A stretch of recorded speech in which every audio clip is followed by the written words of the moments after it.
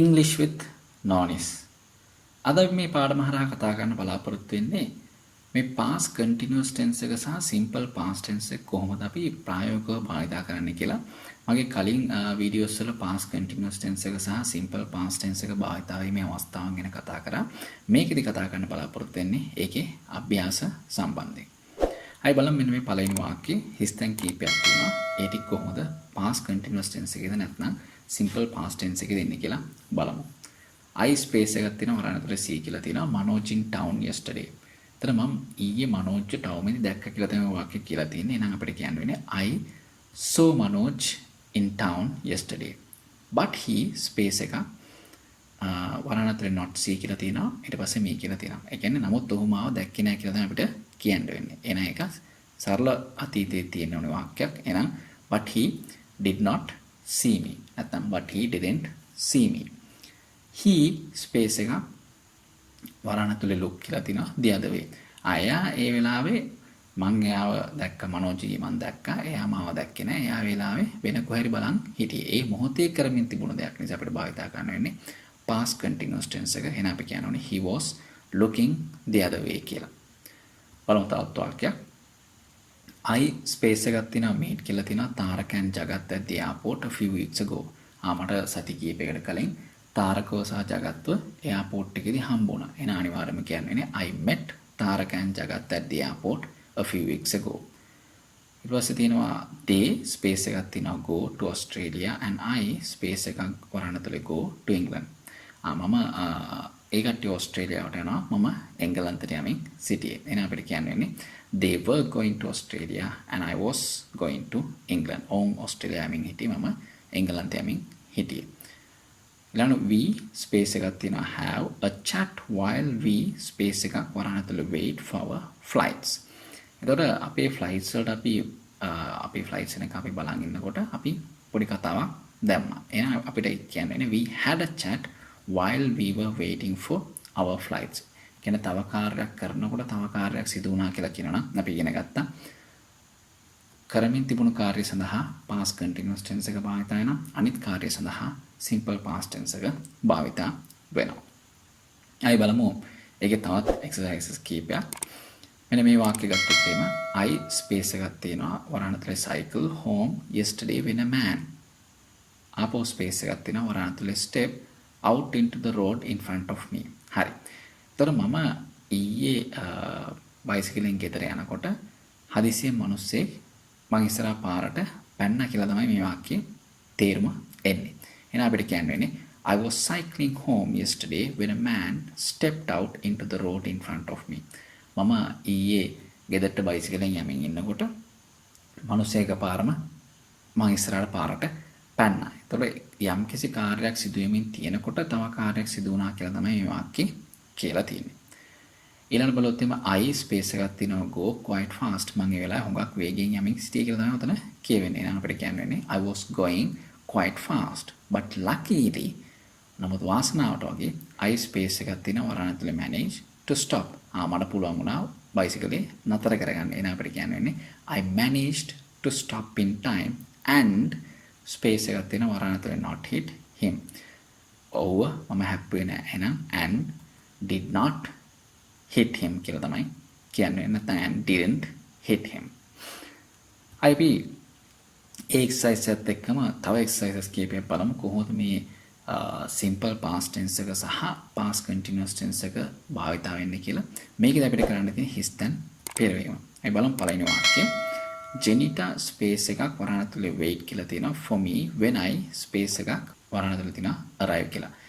Janita මං වෙනුවෙන් බලාගෙන සිටියා මම පැමිණෙන විට. ඒතර පැමිණෙන විට කියන එක අතීතයේ සිදු වුණු දෙයක්. ඒ වෙනකොට අය බලාගෙන සිටියා කියන එක ඒ මොහොතේ සිදුවෙමින් තිබුණු කාර්යයක්. එන අපිට කියන්න වෙන්නේ Janita was waiting for me when I arrived. අය බලමු තවත් වාක්‍යයක්.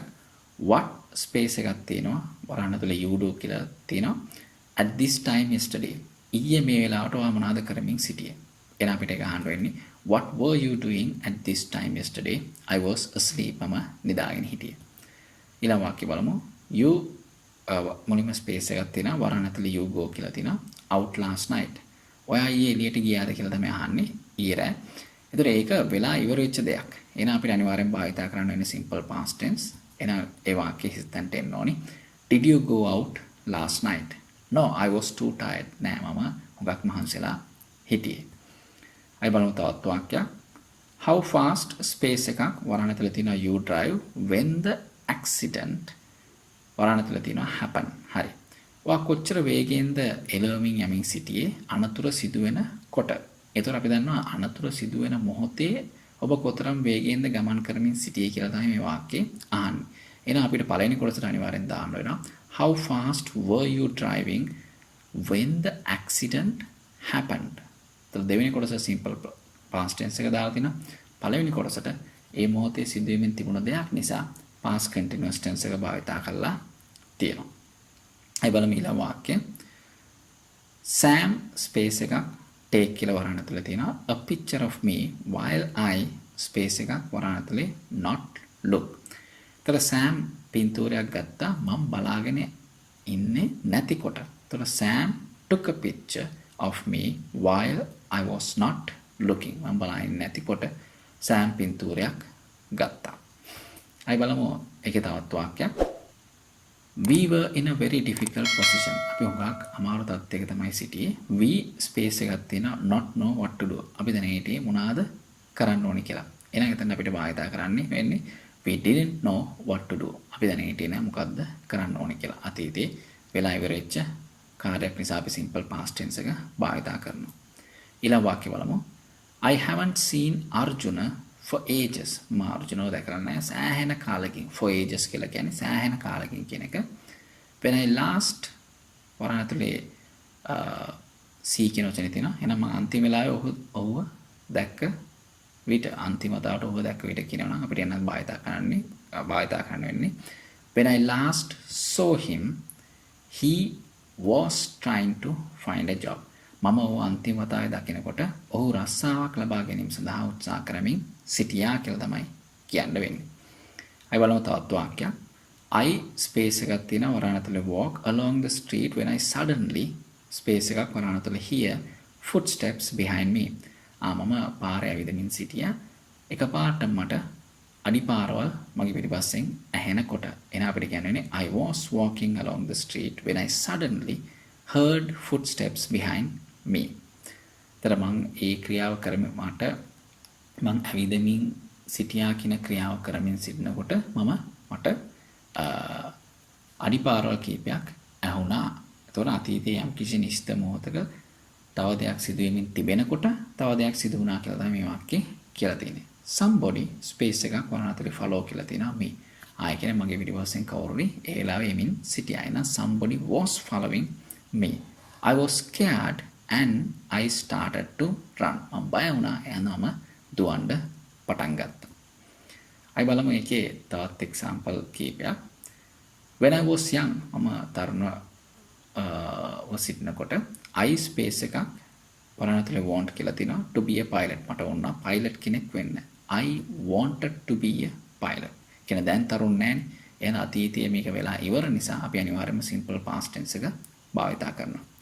අය බලමු මේකේ අන්තිම exercise එක. last night I space එකක් තියෙනවා drop a plate when I again space එකක් තියෙනවා වරණ ඇතුලේ do the washing up.